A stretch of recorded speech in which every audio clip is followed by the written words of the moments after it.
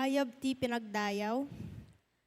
Beloved in Christ, we gather today to celebrate God's call to upgrade our lives, putting on the new self, created to be like God in true righteousness and holiness.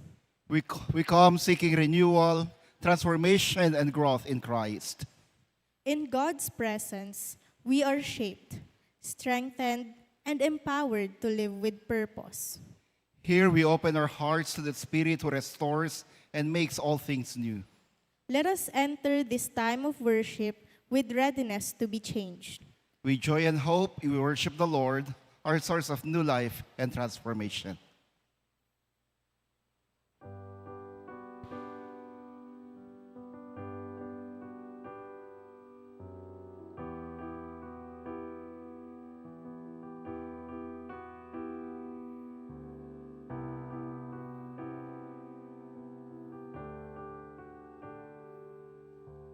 The splendor of a king, clothed in majesty, let all the earth rejoice, and all the earth rejoice. He wraps himself in light, and darkness tries to hide, and trembles at his voice, trembles at his voice. How great is our God! Sing with me, how great is our God! And all will see how great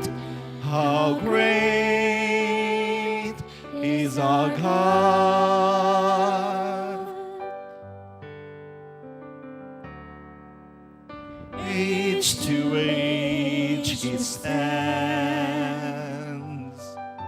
and time is in His hands. Beginning and the end, beginning and the end. The Godhead three in one. Father, Spirit, Son, the Lion and the Lamb, the Lion and the Lamb. How great is our God! Sing with me, how great is our God! And all will see how great is our God.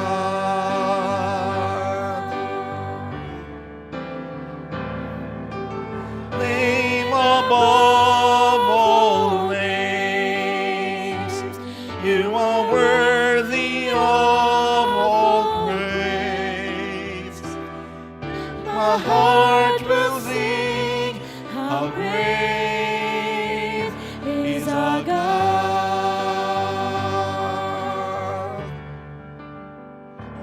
Lord my God, when I know some wonder, consider all the works thy hands have made.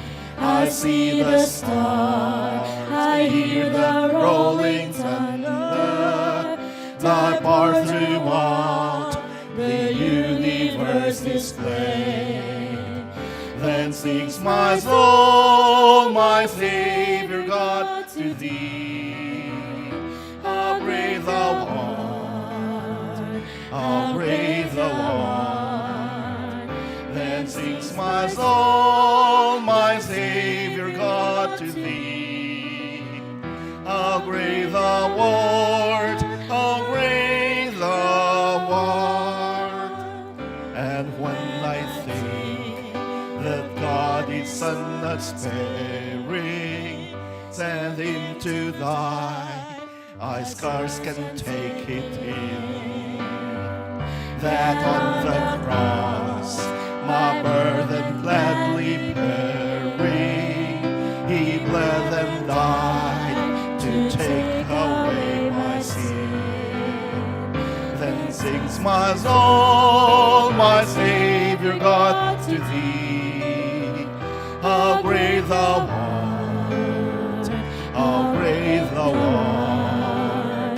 Then sings my soul, my Savior God, to thee. How great thou art, how great thou art. Name above all names, you are worthy of all praise. My heart will sing, how great is our God. Name above all names, name above all names, you are worthy of all praise. And my heart will sing, how great is our God. How great is our God. How great is our God. Sing with me, how great is our God. And all will see how great is our God. How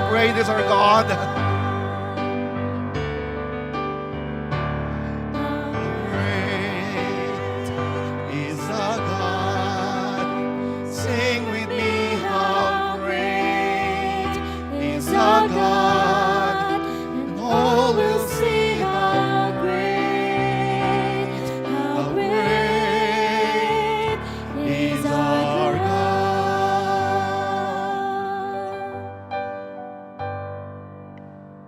Let us pray.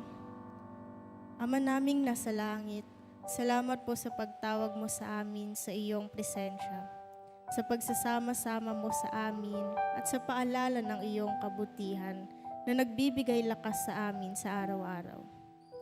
Habang kami ay nagtitipon ngayon sa iyong presensya, tulungan mo po kaming buksan ang aming mga puso at isipan upang tanggapin ang iyong banal na salita.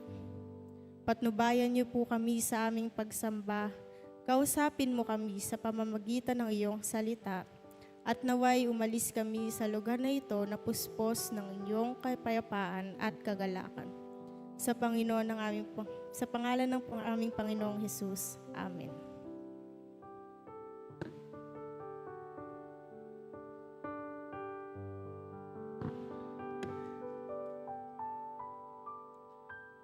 Isang mapagpalang umaga po sa ating lahat. Good morning po. Salamat po sa inyong pagtugon. Praise. Ayan. Nawawala-wala. Parang ayaw niyang magsalita ako. Ayaw.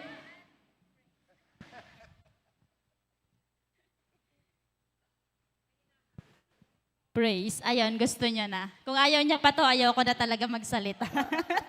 Ayun po, pwede po bang tignan natin ang ating mga katabi? Batiin naman ng mapagpalang araw ng linggo. Ayun po. Sana hindi kayo magkasawaan hanggang matapos ang ating pananambahan dahil baka ilang ulit niyong titignan ang ating mga katabi. At ngayon po, ganun din po na i-welcome po natin ang ating mga kasamahan sa online. Welcome po sa ating pananambahan. At sabi nga po kanina, announcement din sa ating dawn prayer. Ngayon po ay ipinagdiriwang natin ang National UMYF Sunday. Sa ayaw at gusto nyo po ang Sunday na to para sa mga UMYF. Pagbigyan nyo na po sila. Ayun po, at alam kong natutuwa ang ating mga UMYF sapagkat ito ay linggo na nakalaan para sa kanila, nakalaan para bilang UMYF ay isang napakalaking tulong sa ating sa loob ng ating iglesia. At yung faith ng ating mga UMYF, yan yung kainitan ng kanilang pananampalataya. Di po ba? Parang mahina yung mga UMYF. Parang hindi sa ngayon. Di po ba? Amen. Amen. Ayun po, salamat po. At tayo po ay magpapatuloy sa ating mga announcement.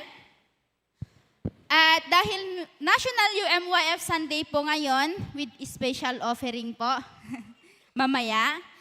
And mamayang hapon, magkakaroon po ng Northwest, ayun, ano na po ito, Pastor? Metro Manila District Fellowship. Wala pong nakalagay. Fellowship po.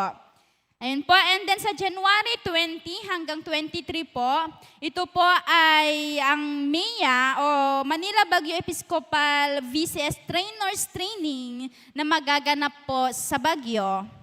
Sa January 24 naman po ay ang Public Bible Reading with Street Evangelism. Magaganap po ito dito po sa harap, 8 a.m. po.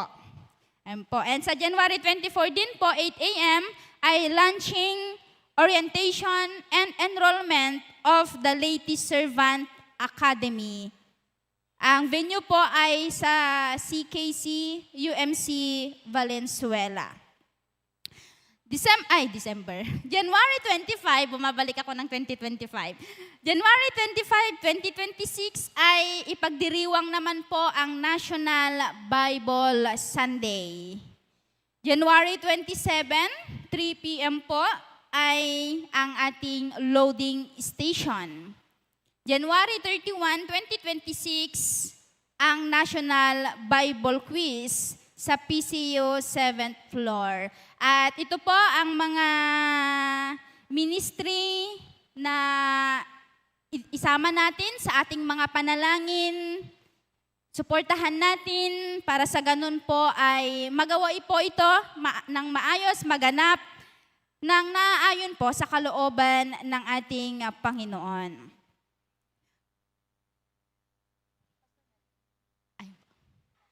At ngayon naman pa ating batiin ang mga magse-celebrate ng birthdays na ating mga kapatiran ngayong isang linggong ito. Sige po, sina kapatid Isaac Roel Vioya. Ayun po. Romeo Martinez, kapatid Jess Garcia, Jessica Domrique, Joel Ray Gordo. Pwede pong pumarito sa harap.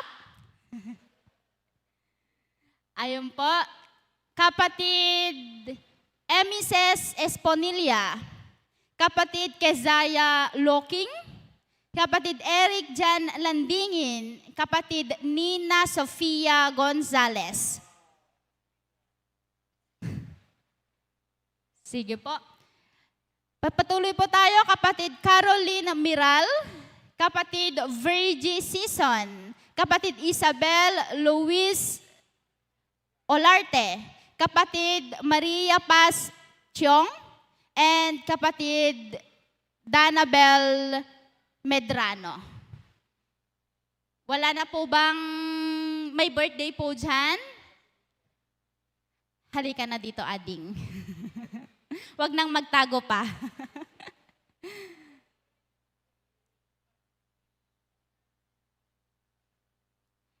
Baka may mga hindi po nabanggit na magdiriwang po ng kanilang kaarawan ngayong linggo.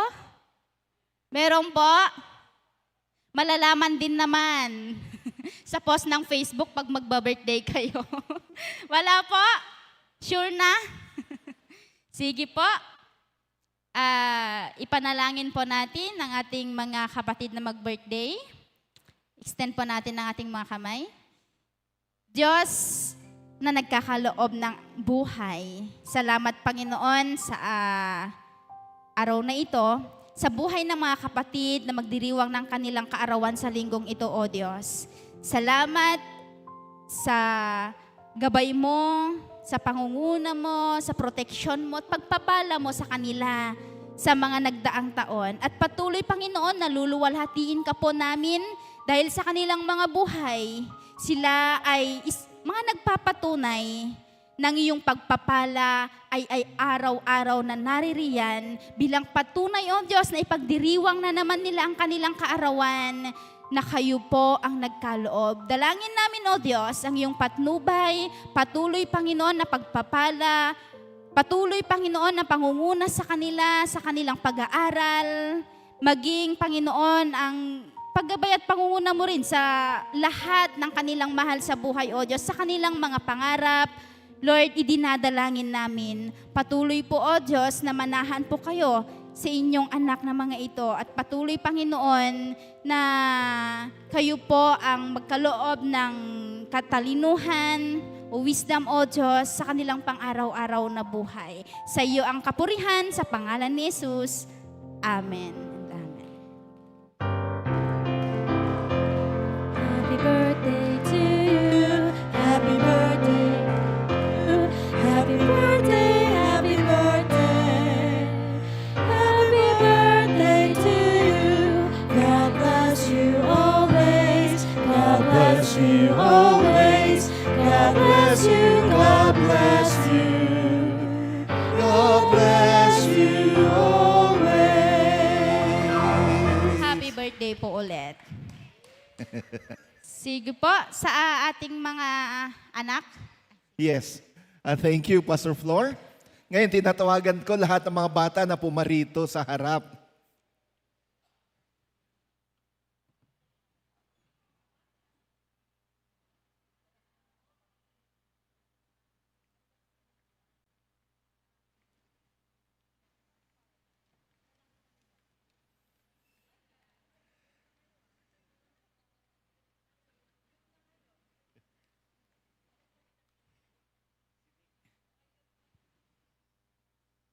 Si Ninya, officially, kabataan na ngayon.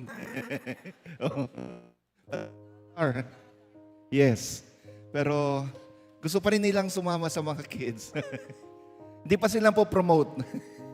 Okay, can we just extend our hands toward them and let us pray for them as well. Nasa harapan po namin ng mga anak na ito. Salamat po sapagkat patuloy mo silang dinadala dito sa simbahan. Patuloy na nagiging inspirasyon. May mga linggo, inialay nilang kanang talento sa pamagitan ng pagkanta, pagsayaw. Dalangin namin ngayon na patuloy mo silang gamitin upang sa ganun ay lalo pang mapaganda ang pagsamba. Patuloy mo silang gamitin upang sa ganun ay maging inspirasyon sila sa amin, maging huwaran sa pananampalataya. I-bless mo mga batang ito, mga anak na ito. Samahan sila sa kanilang paglaki, sa kanilang pag-aaral. Maging huwaran sana sila sa loob ng paaralan kung paanong maging tunay na anak ng Diyos. Ganon din, i-bless mo ka lang mga magulang at lahat ng mga nag-aalaga sa kanila. Pagpapala ang pagkalob mo sa kanila. Patuloy mo rin silang gabayan, Panginoon, ilayo sa anumang sakit at kapahamakan. Sa ngalan mo, Kristo. Amen at amen. God bless you,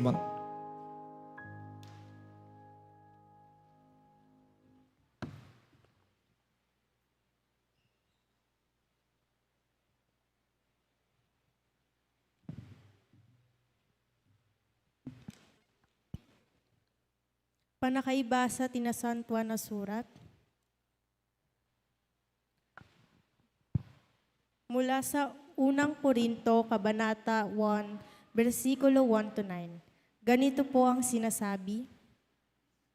Mula kay Pablo na tinawag ng Diyos upang maging apostol ni Kristo Jesus at mula sa ating kapatid na Sostenes, sa iglesyang nasa Korinto, sa mga hinirang ng Diyos upang maging kanya sa pamamagitan ng pakikipag-isa kay Kristo Jesus, kasama ng mga hinirang sa lahat ng dako na tumatawag sa pangalan ng Panginoong Hesukristo, ang Panginoon nating lahat. Sumainyo nawa ang pagpapala at kapayapaan mula sa Diyos na ating Ama at sa Panginoong Hesukristo. Lagi akong nagpapasalamat sa Diyos dahil sa mga pagpapala niya sa inyo sa pamamagitan ni Kristo Jesus. Sapagkat sa inyong pakikipag-isa sa Kanya, kayo'y umunlad sa lahat ng paraan, maging sa pananalita at kaalaman. Ang katotohanang ipinangaral namin tungkol kay Kristo ay malinaw na nakikita sa inyo, ano pat hindi kayo nagkulang sa anumang kaloob ng spiritual, habang hinihintay niyong mahayag ang ating Panginoong Hesukristo. Kayo'y salalayan niya hanggang sa wakas upang matagpuan kayong walang kapintasan sa araw ng ating Panginoong Hesukristo. Tapat ang Diyos na tumawag sa inyo upang kayo'y makipag-isa sa Kanyang anak na si Hesukristo ang ating Panginoon. Lilipat po tayo sa Efeso, Kabanata 4, versikulo 24. At ang dapat makita sa inyo'y ang bagong pagkatao na nilikhang kalarawan ng Diyos, kalarawan ng Kanyang katuwiran at kabanalan. Ti sao ti Apo. Agyaman tayo iti Diyos.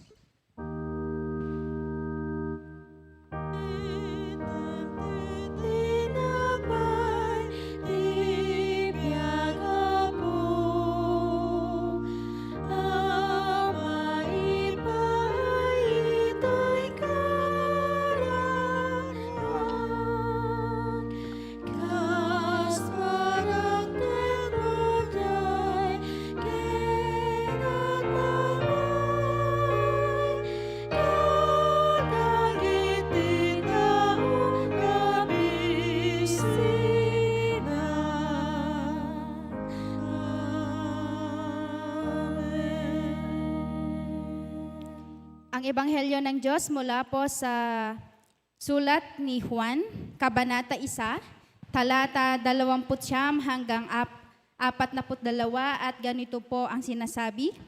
Kinabukasan, nakita ni Juan si Jesus na lumalapit sa kanya. Sinabi niya, Tignan ninyo, siya ang kordero ng Diyos na nag-aalis ng kasalanan ng sanlibutan. Siya ang tinutukoy ko nang sabihin kong ang dumarating na kasunod ko ay higit sa akin, sapagkat siya'y naroon na bago pa man ako ipinanganak. Hindi ko rin siya kilala noon, subalit ako'y naparitong nagpabautismo sa tubig upang ipakilala siya sa Israel. Ganito ang patotoo ni Juan.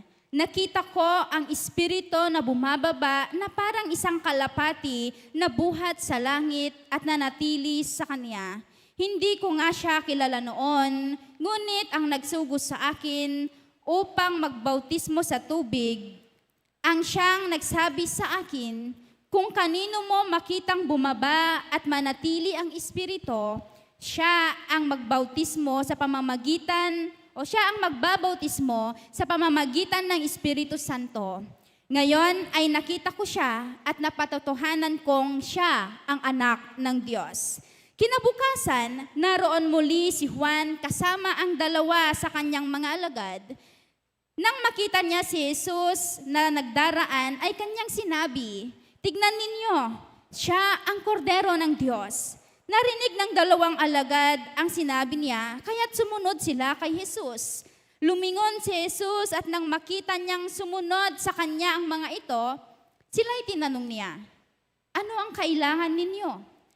Sumagot sila, saan po kayo nakatira, Rabbi? Ang kahulugan ng salitang ito'y guro. Hali kayo at tignan ninyo, sabi ni Jesus. Sumama sila kay Jesus at nakita nila ang kanyang tinitirhan at tumuloy sila roon ng araw na iyon, nooy mag-alas 4 ng hapon. Ang isa sa dalawang alagad na nakarinig kay Juan at sumunod kay Jesus ay si Andres na kapatid ni Simon Pedro. Unang hinanap ni Andres ang kanyang kapatid na si Simon. Sinabi niya rito, nakita na namin ang Mesyas. Ang kahulugan ng salitang ito'y Kristo at sinama ni Andres si Simon kay Jesus. Tiningnan ni Jesus si Simon at sinabi sa kanya, ikaw ay si Simon na anak ni Juan. Ikaw ay tatawaging Cephas na ang katumbas ay Pedro. Pinagpala po tayo sa pagkarinig ng mabuting balita. Dayaw ti may paikan ka, Kristo nga Apo.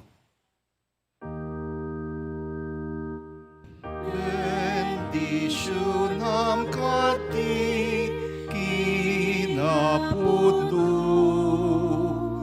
tapno isutaraon ko Apo ken mampukaw tiki nadakes ko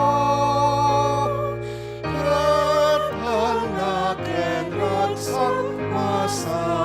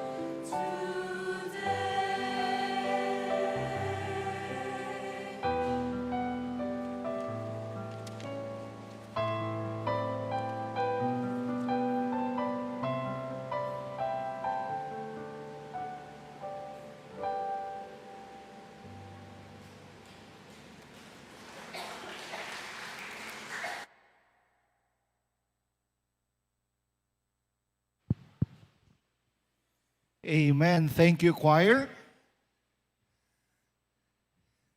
Mga kapatid, ngayong National UMYF Sunday, next Sunday pa palang Bible Sunday, National UMYF Sunday, ang mga speakers po mula kaninang dawn prayer hanggang mamaya sa Vesper ay kabataan. Maliban lang sa Tagalog-English. Sabi nila, kabataan ka pa rin naman noon. Anyway, ang speaker po natin na hindi na po bago sa atin, isa po siya sa bunga na ating pagmimisyon sa Muñoz. Bunga ng mahigit 20 taon na panalangin ni Kuya Jimmy at Ate Neri. At yung, kung maalala nyo si Brother June Fabriga, and then yung pagtuturo din ng choir ni Daniel sa mga taga-Muñoz doon, at yung ating mga Bible studies doon. Isa siya sa mga una naging miyembro ng NACS mula sa Muñoz through confirmation class. Ngayon, leader ng kabataan, isa sa mga officers ng UMYF natin. At ipanalangin natin na sana maging pastor nga. Ang ating tagapagsalta, si Brother Alexander Valido. Zander?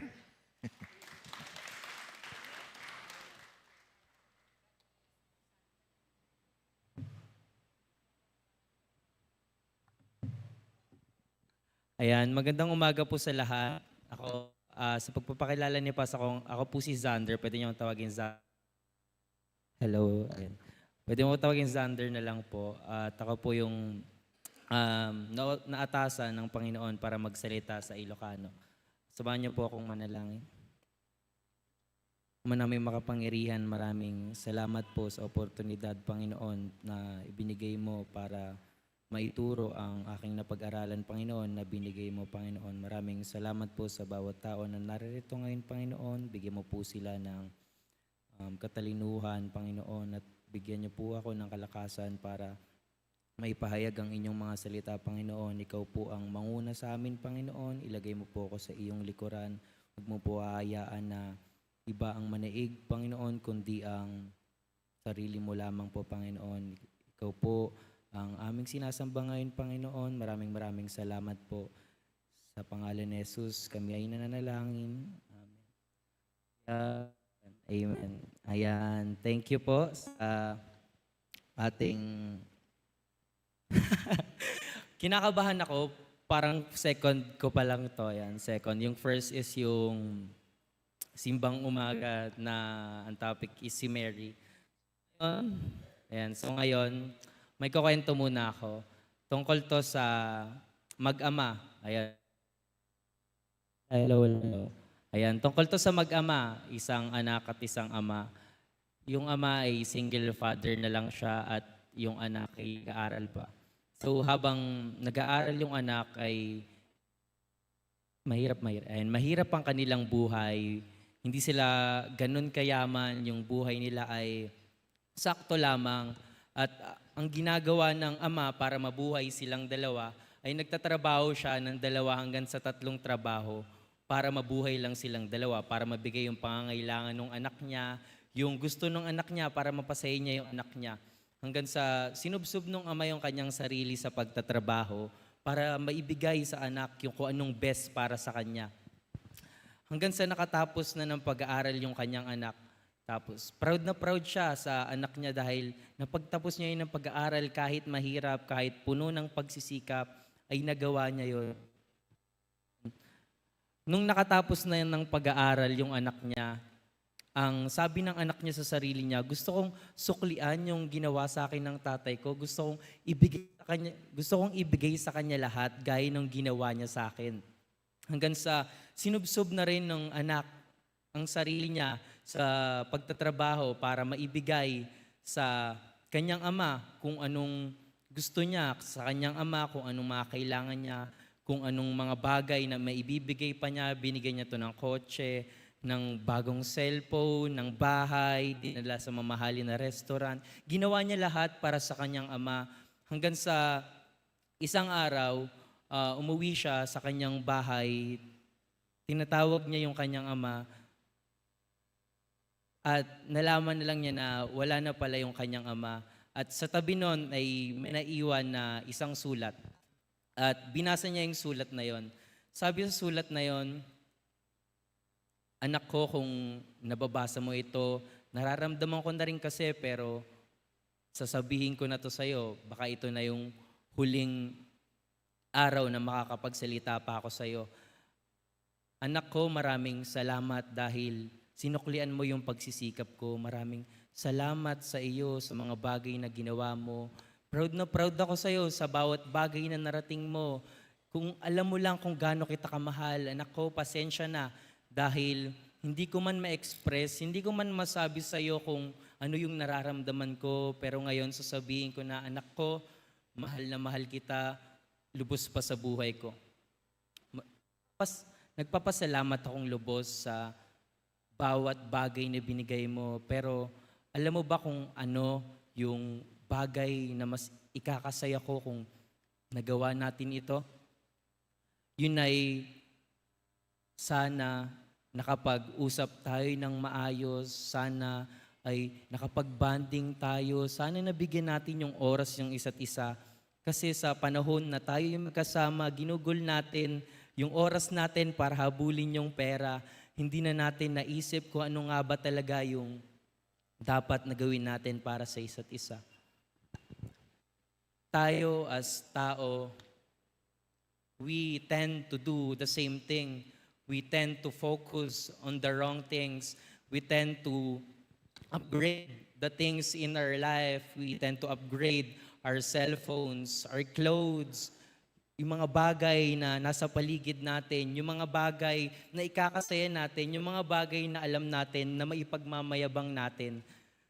At in this story, I want to leave a question for you, for us to answer.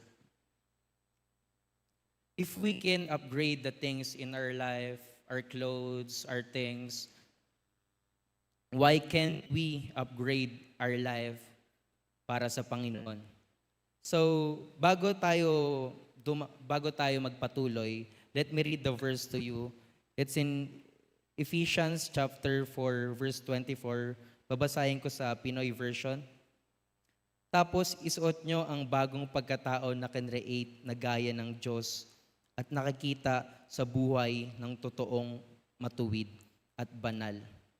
Sabi ito, isuot daw natin yung bagong pagkatao na kinreate na kagaya ng Diyos at nakikita sa buhay ng totoong matuwid at banal. Pero ano nga ba yung tinutukoy dito na bagong pagkatao na kinreate gaya ng Diyos?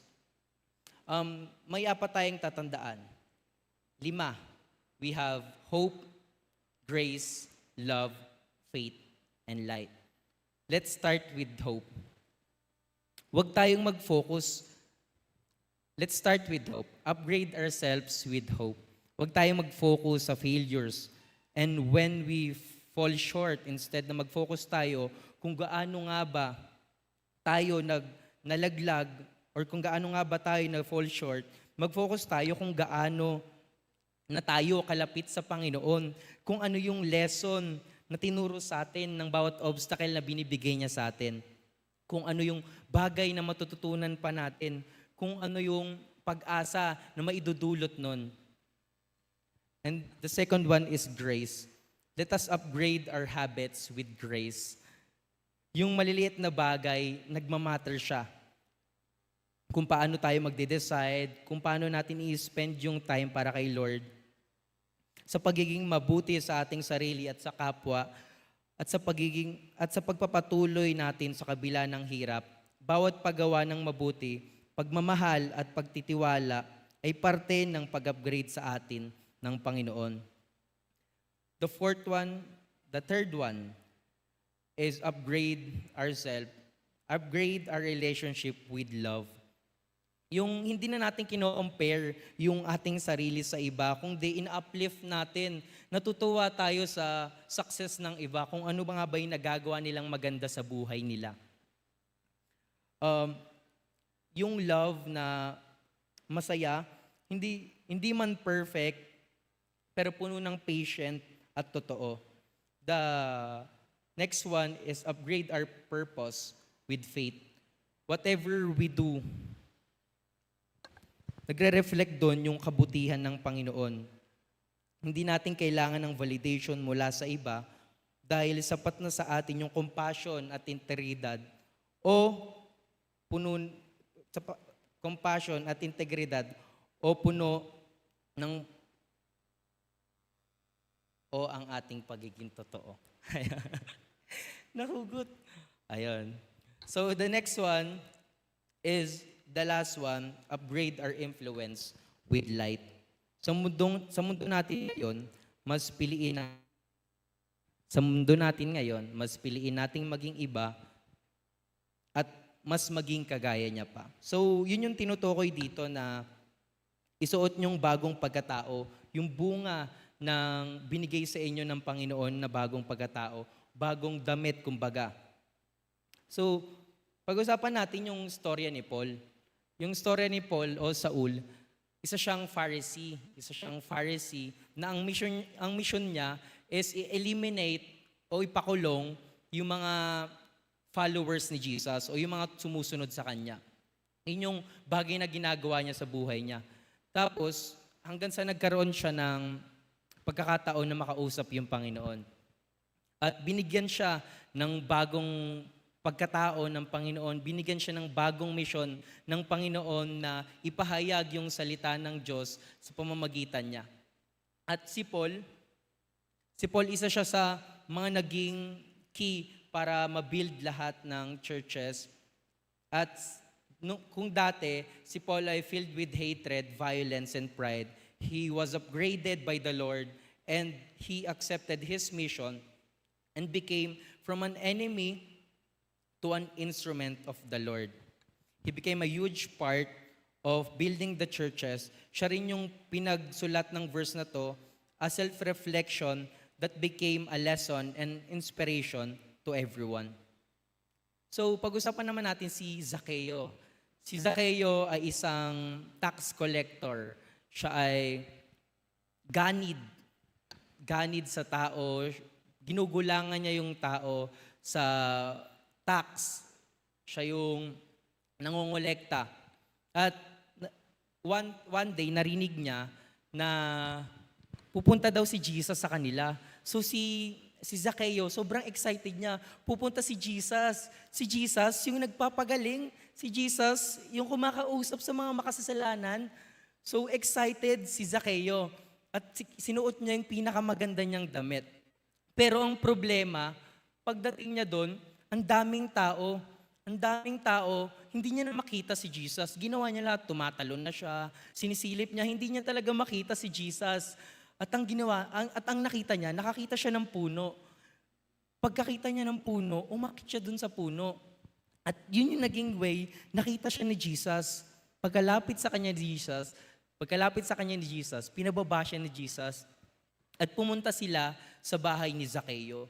At doon, biglang humingi ng tawad si Zaccheo at sinabi na ibibigay niya kalahati ng yaman niya at kung sino man yung mga taong ginulangan niya, ibabalik niya ng 4 na beses at higit. Ng 4 na beses at higit. Ng 4 na beses at higit. Hello. Ayan. So, Zacchaeus was filled with grief. He was changed. He was upgraded when he met Jesus. Hindi lang siya basta nag-sorry lang. He worked for the sake of others, just like what Christ did. Hindi niya ito ginawa para mahalin siya ni Jesus eh. Ginawa niya yun kasi alam niya sa sarili niyang mahal na siya ni Jesus. He became a totally different person and upgraded his life from a person full of greed to a life that was free. Paul Paul understood that following Christ is not about fixing the old self. It's about putting on a new one. Ang sabi niya, isuot niyo yung bago. His life shows that no past is too broken, no sin is too great, and no heart is too hard sa Panginoon. Jesus didn't force Zacchaeus. His new self appeared naturally. Si Zacchaeus, hindi lang siya basta nag-apologize. He acted with righteousness. Si Paul, si Zacchaeus, iba yung kanilang kwento, pero parehas sila na in-upgrade ng Panginoon after nilang tanggapin yung pagmamahal ng Panginoon sa buhay nila. So, balik tayo sa question natin kanina. If we can upgrade the things in our life, why can't we upgrade our life? Why can't we upgrade our life for the Lord? So bakit nga ba hindi natin kaya? Kasi hindi talaga natin kaya. God, si Lord lang yung may kapangyarihan para gumawa ng bagong imahe natin. Ang kaya nating gawin is i-accept yung regalo niya at isuot yun sa atin at ipamuhay yun sa araw-araw. Yun ang dapat nating gawin. Hindi natin kayang gumawa ng bagong tayo eh. Hindi natin kaya na magpanggap lang. Ang gusto ng Panginoon is hayaan natin siya na baguhin tayo. He never meant us for us to fix ourselves. He never meant us to fix our human nature. He will do that. But you have to come to Him. Yan lamang po. Si Kristo higit sa lahat. Para ako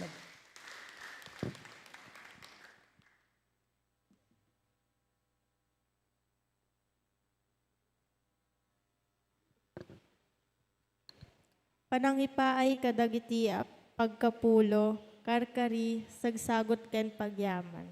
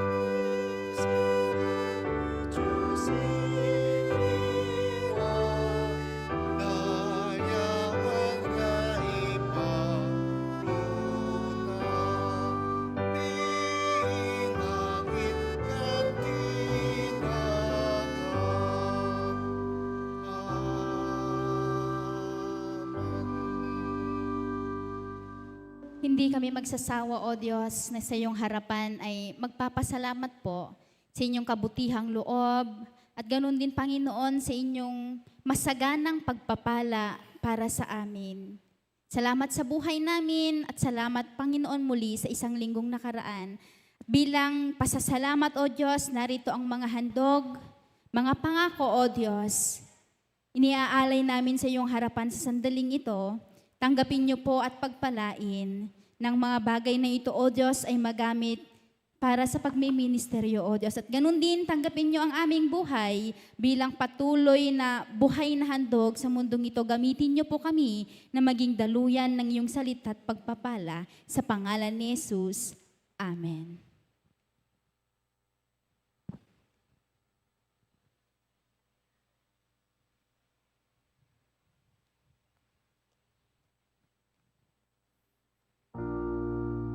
Mga kapatid, this EMYF Sunday, makakarinig po tayo ng dalawang patotoo. Tatlo, aba, upgraded ang Ilocano. Tatlo sila. Tatlong patotoo mula sa mga kabataan. At pagkatapos nun, ay yung kanilang handog para sa atin. Sige, anak.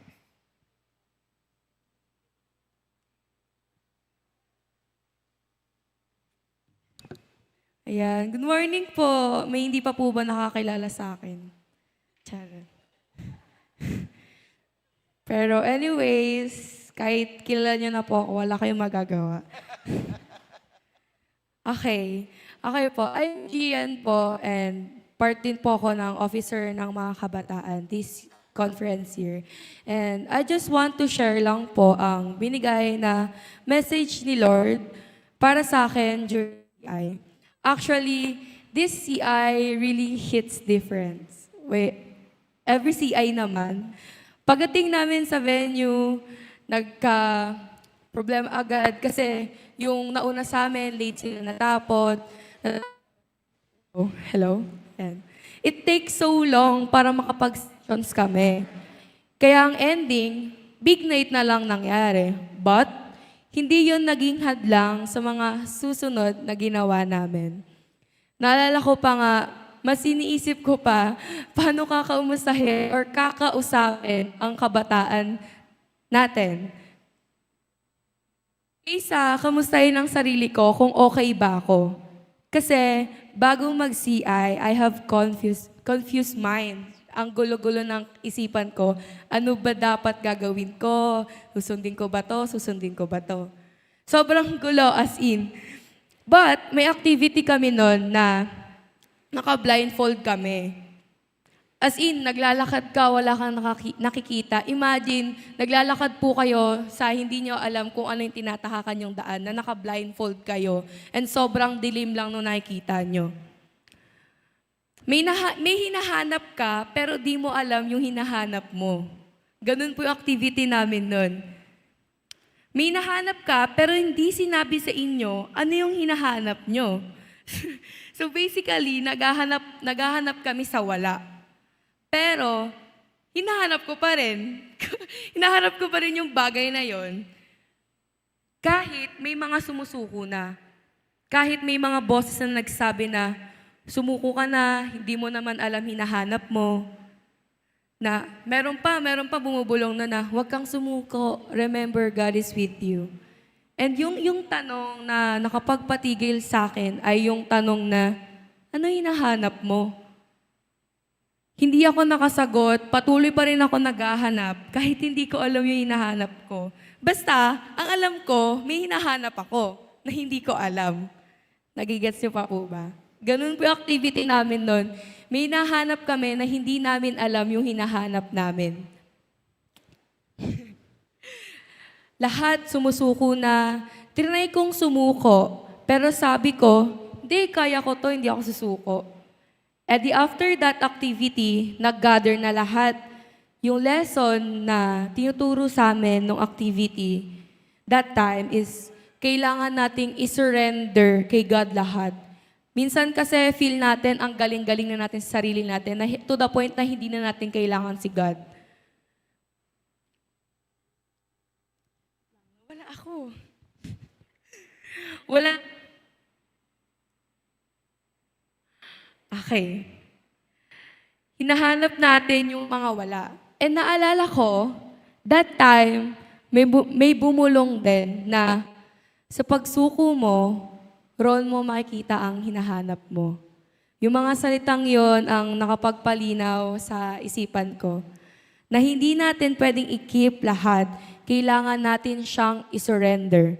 Wala tayong dapat patunayan kay Lord kasi ang puso ang tinitingnan niya, hindi ang kagalingan natin. CI really helps me to keep my fire burning and I'm really grateful that I am part of it. And thank you. Hello. Thank you po sa lahat ng mga pumirma ng Red Box namin, sa lahat po ng mga pumirma at tumulong sa mga kabataan. Kilala niyo na po ang mga sarili niyo. Lalo na po sa akin kasi last day na ng pirmahan ng CI. Ang pirma pa lang sa Red Box ko, 2 pirma pa lang. So, sabi ko, baka hindi pa ako makasama ng CI. Pero, thank God po sa mga tao na tumulong sa amin pumirma ng Red Box. And thank you po. Kung wala po sa inyo, hindi po magiging 51 ang bilang ng mga kabataan this CI. And syempre, thank God, dahil marami na namang kabataan ang natulungan, nakarinig ng kanyang mga salita, at natulungan magkaroon ng banyuhay. To God be all the glory, si Kristo higit sa lahat.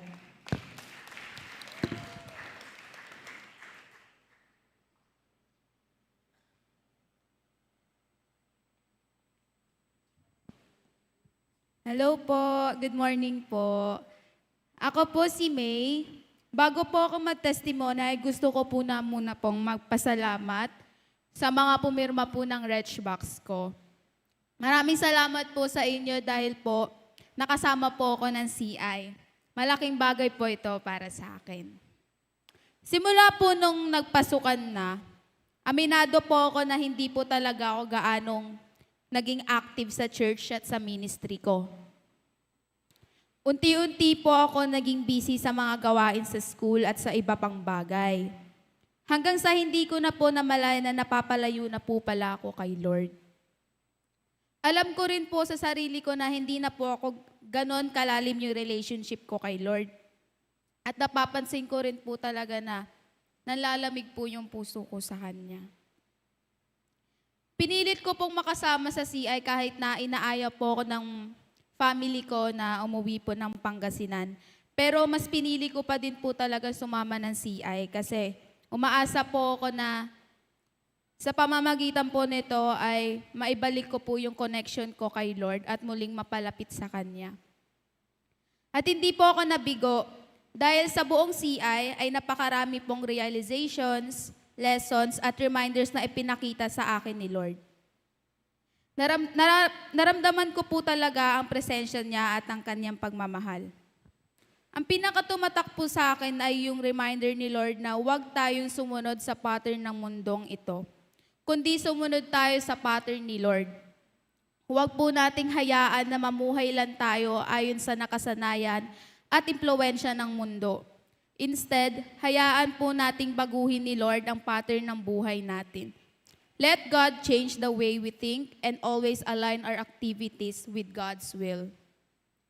Tayong mga Kristiyano, tinawag po tayo ni Lord upang maging magandang ehemplo sa kapwa natin. Dapat po tayong mamuhay sa paraang makikita ng iba si Lord sa atin. Sa ating mga salita, kilos at desisyon na ating gagawin sa araw-araw. Naway lagi po nating piliin si Kristo sa lahat ng pagkakataon. Yun lamang po at lagi po nating tandaan si Kristo higit sa lahat.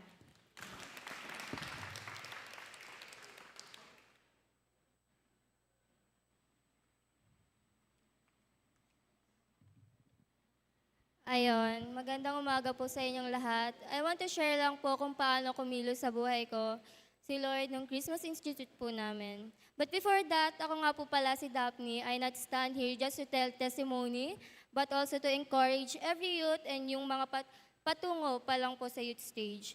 May na may experience na I just want to tell lang na sobrang saya sumama sa CI. Hindi sa CI, kundi sa bawat event din po ng church. I encourage every youth like me na sumama sa bawat event ng church kasi di siya sayang. Walang sayang tapon lahat, kapupulutan mo ng aral.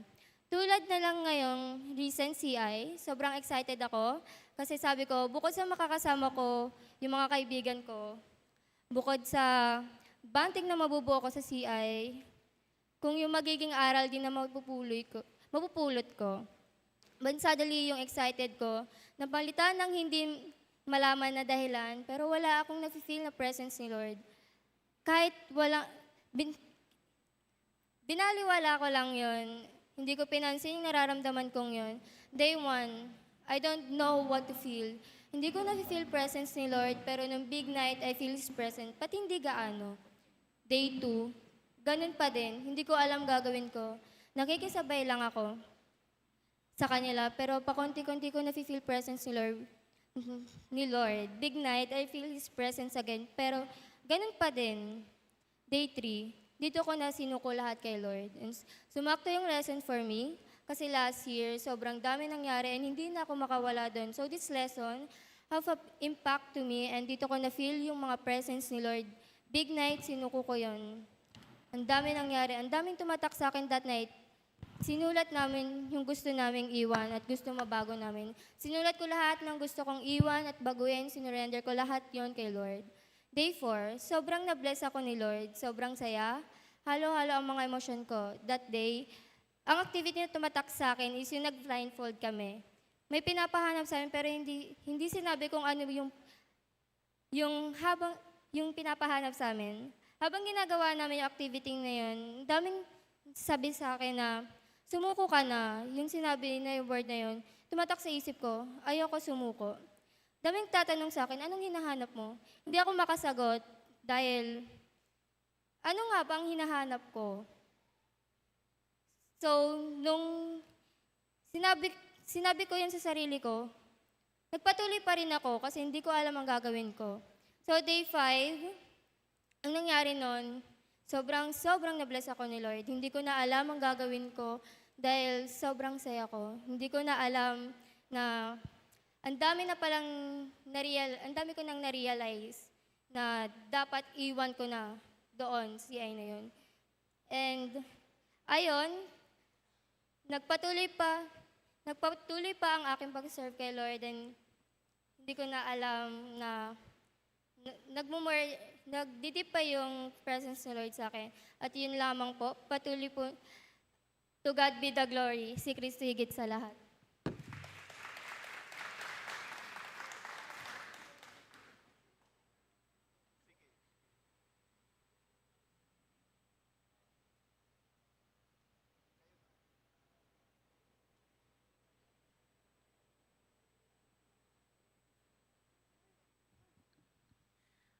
Tayo po ay magkakaroon ng special offering habang kumakanta po ang UMYF.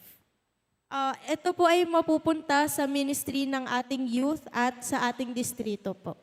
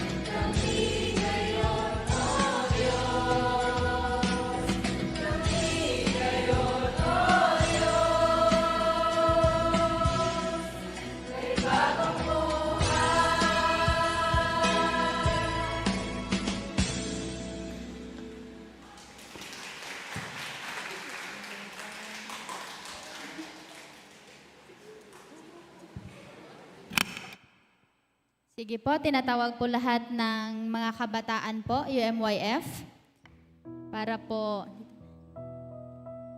ay panalangin po natin sila.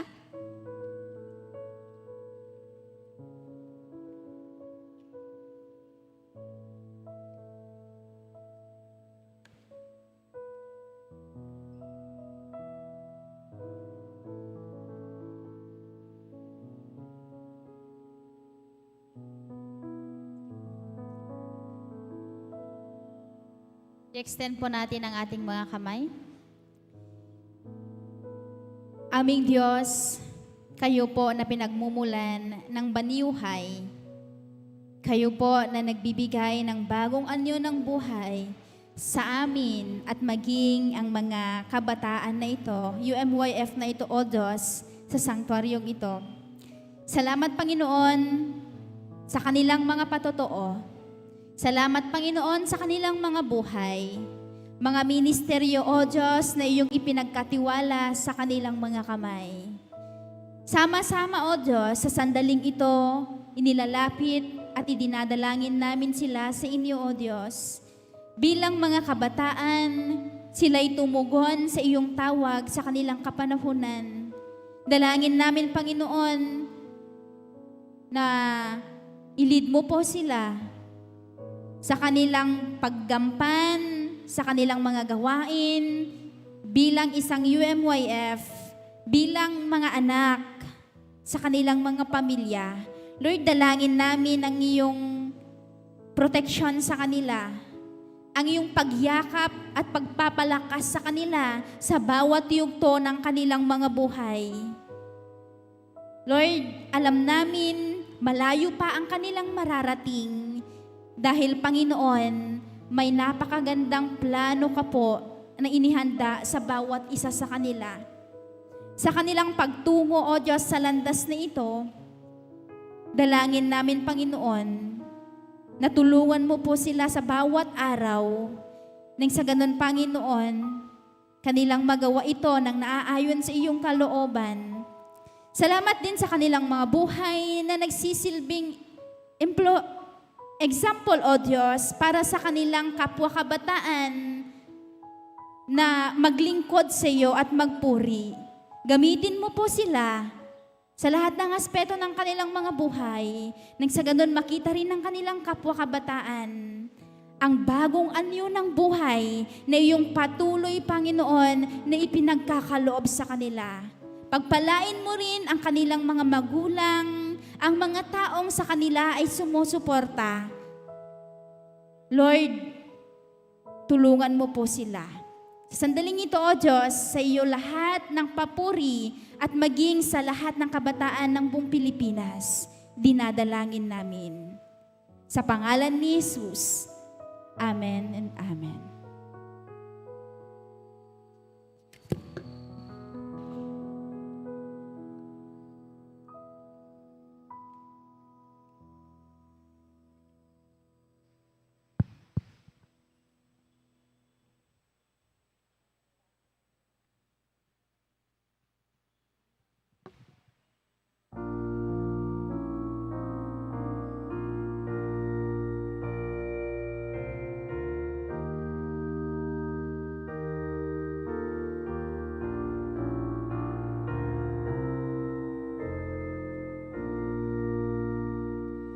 Ipangagmutayab ni manubut,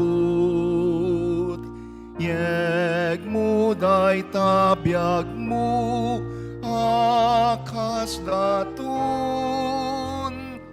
itlem kabaalam si tutulnog sa nagaput tao ngem gaput Dios tunggal laramid numay paay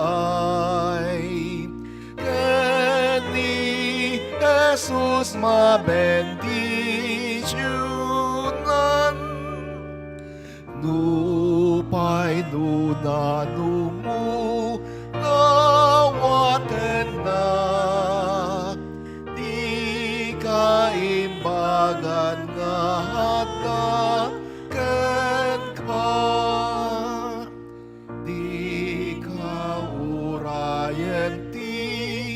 pamadayaw,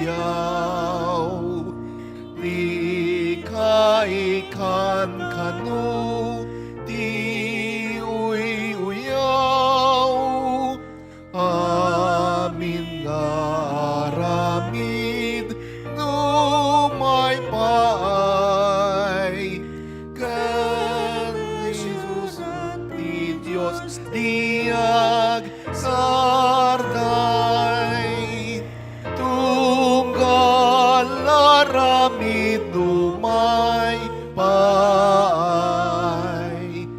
kani Jesus mabendisyonan, nupay nunanumu dawaten na, di kaimbagan nga adakan ka.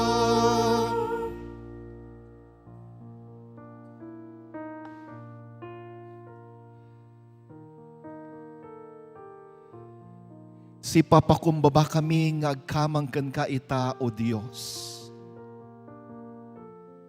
Tuy puso minapno iti panagyaman, agsipod ta amumi asika ti adda kada kami, sika ti adda, amang tartarabay, mga aywan ka na kami.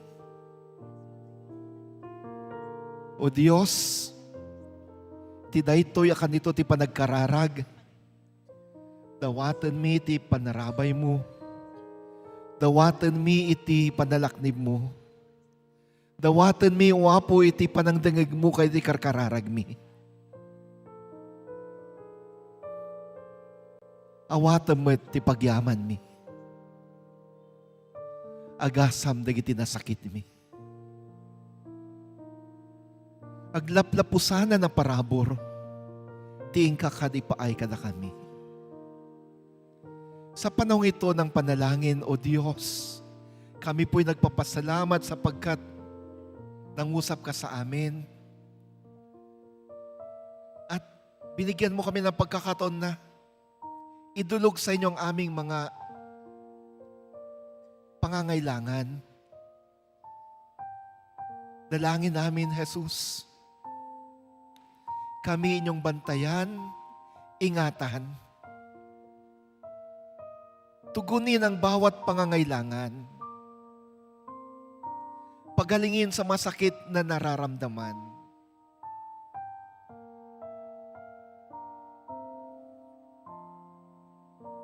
Maaring may iba sa amin ngayon, Panginoon, ang may hinaharap na problema sa pamilya, sa trabaho, sa pag-aaral, sa relasyon.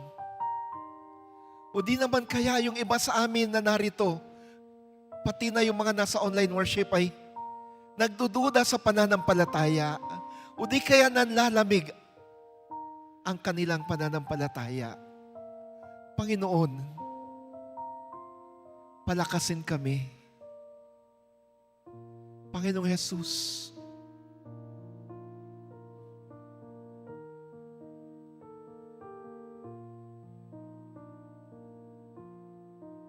patuloy kayong mangusap sa amin.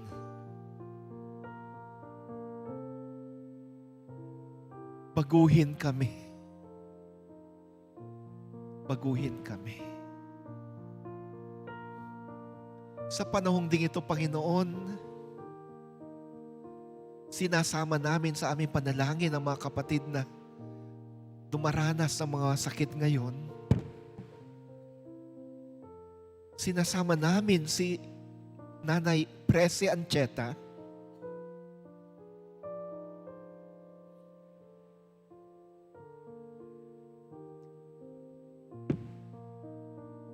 Samahan mo siya sa sandaling ito na mahina ang kanyang katawan. Siya'y nasa ospital dahil sa cancer. Lord, isugo mong mga banal na anghel nabantayan siya sa mga panahong ito. Kasama na po lahat ng mga may sakit. Kalingain sila. Pagalingin sila. Palakasin sila. Ipagkaloob mo rin ang tulong sa kanila para sa kanilang pambili ng gamot at pagpapagamot. Sa panalangin din ito, Panginoon, sinasama namin ang aming bansa. Batid mo ang sitwasyon ng aming bansa ngayon.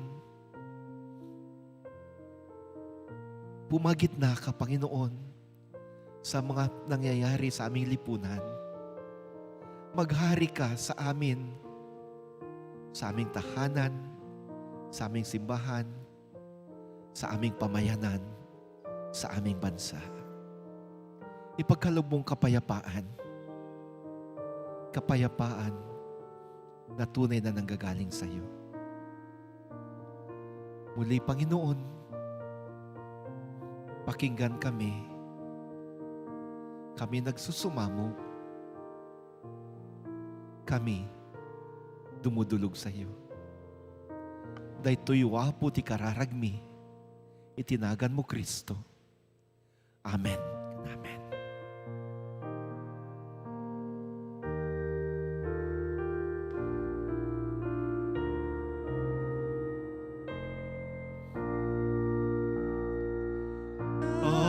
Paglabas ti aldaw, si papardas,